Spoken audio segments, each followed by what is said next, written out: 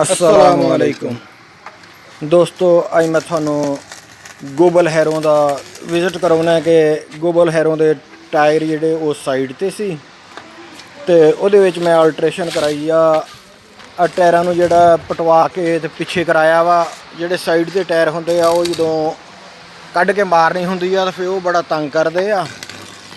वो जदों तंग करदे आ वो फिर खड्डे मारने पैंदे आ ते 2-3 बंदे होण ते तां वो पाने पैंदे आ। ते मैं पटवा के वो पिछले पासे लवाए आ ताकि कल्ली पिछली एक किली कढ़ के ते गांह नूं तोड़ लवे ते फिर टायर चक के तां नूं खड़े कर दे ते इहदे विच बहुत आसानी हो जानी आ।